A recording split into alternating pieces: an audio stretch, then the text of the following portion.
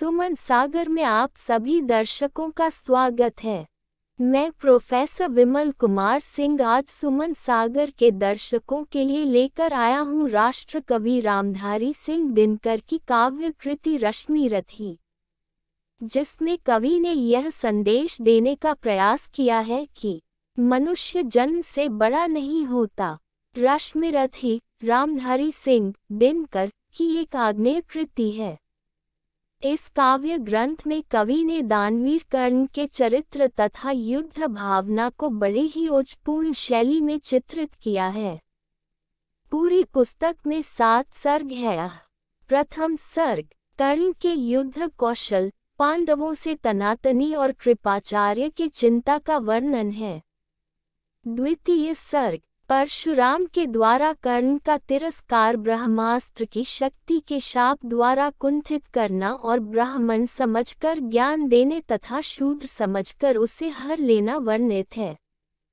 तृतीय सर्ग कृष्ण द्वारा कर्ण को अपनी ओर मिलाने, कर्ण का मित्र दुर्योधन से विश्वासघात न करने के निर्णय तथा खुद होकर युद्ध के लिए कहकर चले जाने का उल्लेख है। चतुर्थ सर्ग इंद्र का विप्र में कर्ण से कवच कुंडल मांगना दिखाया है। पंचम सर्ग कुंती का कर्ण को उसकी उत्पत्ति का ठीक हाल बताकर अपनी ओर करने और कर्ण के अपने निश्चय पर दृढ़ रहने का वर्णन है। षष्ठ सर्ग कर्ण के युद्ध में विजयी होने का वर्णन है। सप्तम सर्ग कर्ण के युद्ध में हताहत होने का वर्णन है। पूरे काव्य में इस बात का प्रतिपादन है कि मनुष्य जन्म से बड़ा नहीं होता, मानवीय गुणों से बड़ा होता है।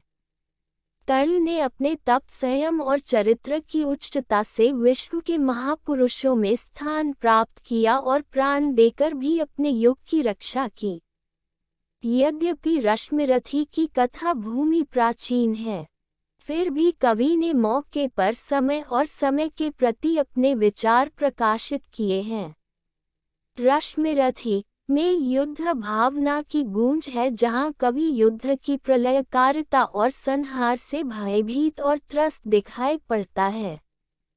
कवि ने युद्ध को धर्म विहित माना है वृथा धर्म का किसी समय करना, विग्रह के साथ ग्रथन, करुणा से करता धर्म विमल है, मलिन पुत्र हिंसा कारण।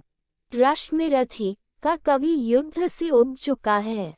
रश्मि रथी में हिंसा तथा रण से अहिंसा और शांति की ओर एक महान एवं सात्विक प्रयाण दिखलाई पड़ता है। कवि दिनकर ने कुरुक्षेत्र में भीष्म से कहलाया था कि युद्ध प्राकृतिक विकारों का विस्फोट है और युद्ध की भावना संक्रामक है। उसने माना था कि युद्ध न्याय के लिए होता है, अतः वरेण्य है। किंतु रश्मि रथी में कवि कुछ अधिक पते की बात बोलता है।